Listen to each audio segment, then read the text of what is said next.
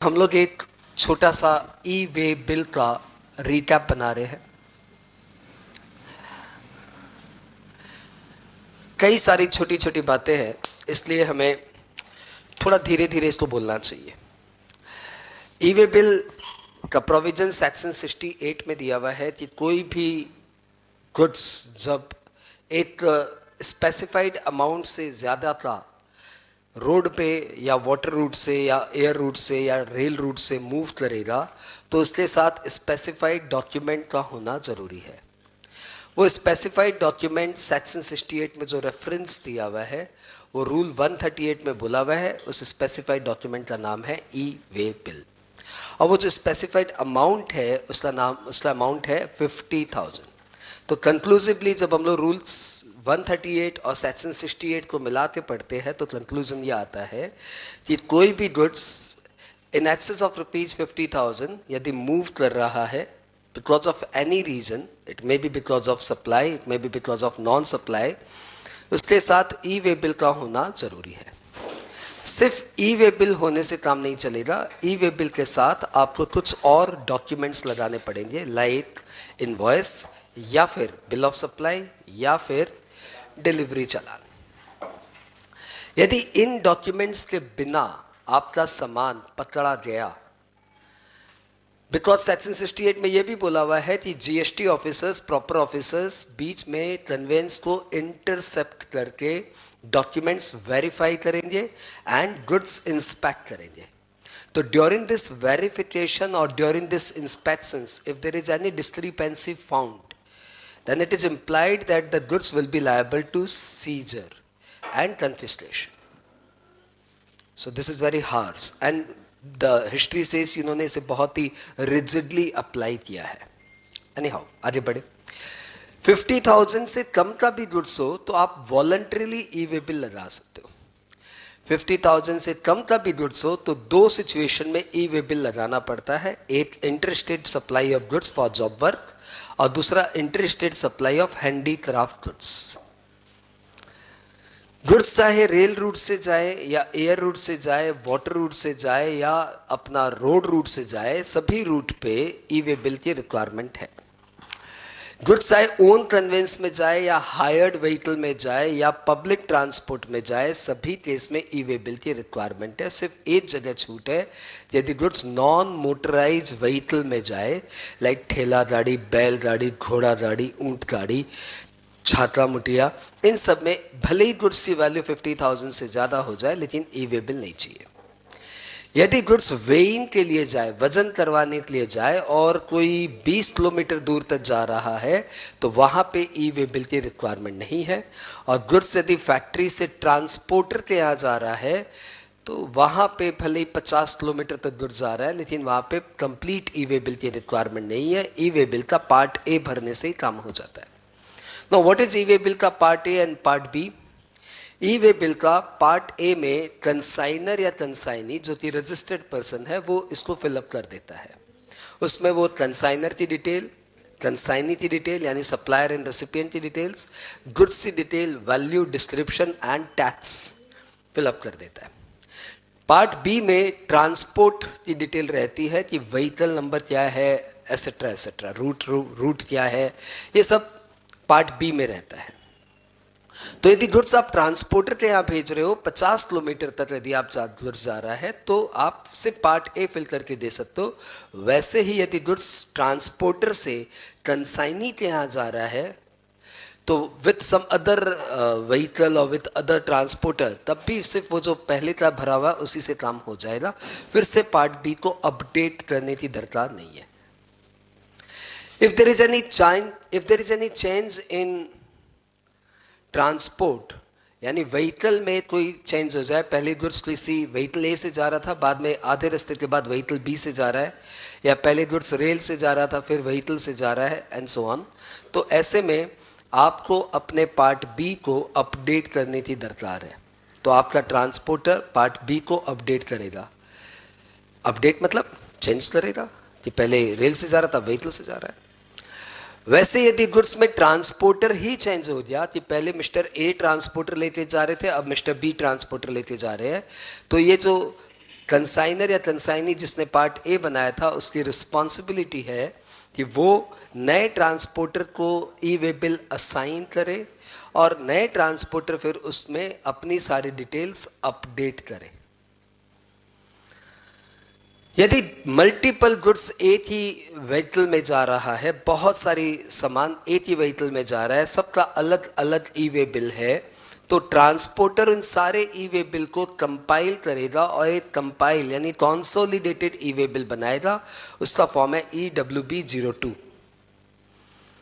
यदि बहुत सारे गुड्स एक ही ट्रांसपोर्टर के साथ जा रहे हैं और सारे गुड्स की वैल्यू लेस देन 50,000 है, तो ऑब्वियसली किसी भी कंसाइनर या कंसाइनी ने ई वे बिल नहीं बनाया होगा।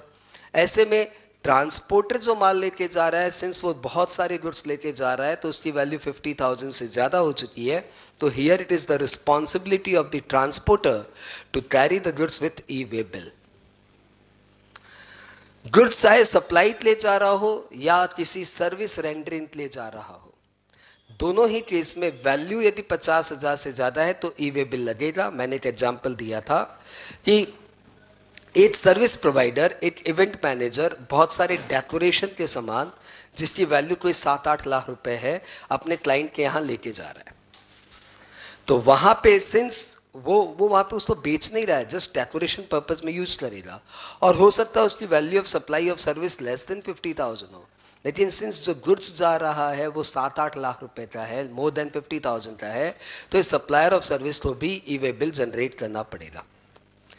ई वे बिल का अपना एक पोर्टल है, वहाँ से कोई भी रजिस्टर्ड पर्सन लॉग इन करके ई वे बिल जनरेट कर सकता है। ट्रांसपोर्टर रजिस्टर्ड नहीं भी हो तो अपने ट्रांजिन नंबर से ई वे बिल जनरेट कर सकता है। ट्रांजिन मतलब ट्रांसपोर्ट आइडेंटिफिकेशन नंबर, उससे वो अपना ई वे बिल जनरेट कर सकता है।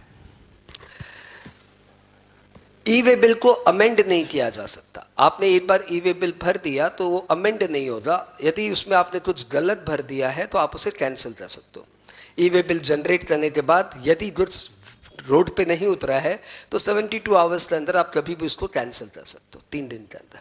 एक बार गुड्स रोड पे उतर गया, वेरिफिकेशन हो गया, उसके बाद आप सोचेंगे हम ई वे बिल कैंसिल कर दे, वो हो नहीं पाएगा। ई वे बिल के पार्ट ए जनरेट होने के बाद पार्ट बी फिल करने की टाइम लिमिट 15 दिन है। आराम से 15 दिन के अंदर ट्रांसपोर्टर उसमें अपनी पार्ट बी की डिटेल डाल देगा। E way bill normally consignor, consignee, transporter generate करता है, लेकिन कभी कभी e way bill courier agency and electronic commerce operator भी जनरेट करते हैं। So these are the basically 5 persons जो ई वे बिल जनरेट करते हैं। ई वे बिल की वैलिडिटी का प्रोविजन ये है कि यदि नॉर्मल कंसाइनमेंट जा रहा है तो 200 किलोमीटर के लिए 1 दिन एंड एवरी नेक्स्ट 200 किलोमीटर और पार्ट देयर ऑफ के लिए फिर से 1 दिन, और यदि ओवर डायमेंशनल कार्गो जा रहा है, मतलब साइज से ज़्यादा का सामान जा रहा है, तो फिर 20 किलोमीटर के लिए 1 दिन and thereafter every next 20 kilometre या पार्ट देयर ऑफ के लिए 1 दिन। ये जो वैलिडिटी पीरियड है ये काउंट होती है रात के 12 बजे से।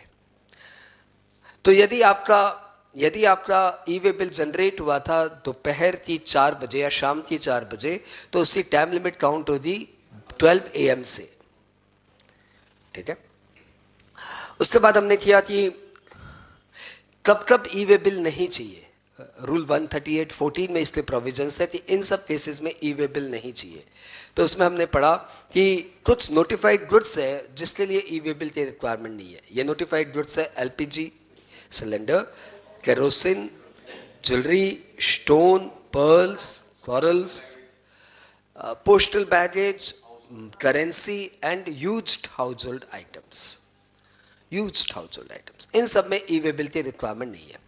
कुछ नोटिफाइड एरियाज भी गवर्नमेंट या स्टेट गवर्नमेंट नोटिफाई कर सकती है जहाँ पे ई वे बिल की रिक्वायरमेंट नहीं है।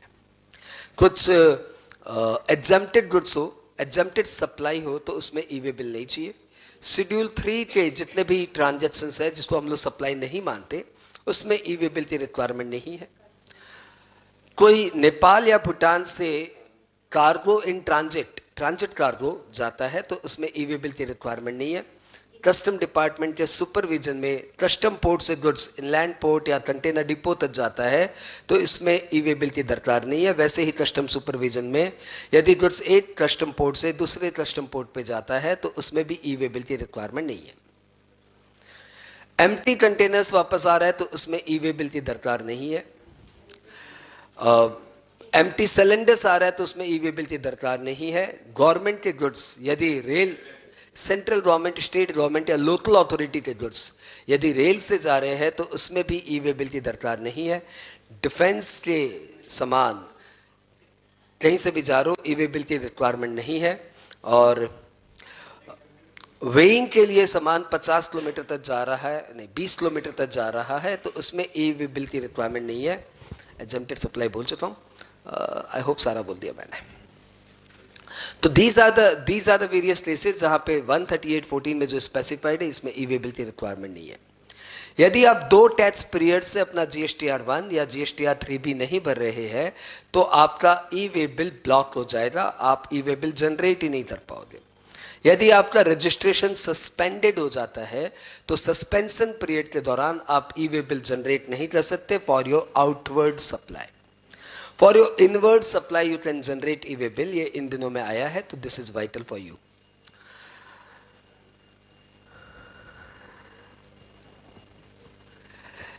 एक बात तो इतना ही लगा मुझे, तो एक छोटी छोटी बातों का समूह है, इन सारी बातों से मिला के एक ई वे बिल चैप्टर बना है जो आपने सुना तो लगा कि 10 मिनट में हमने रिवाइज कर लिया होगा।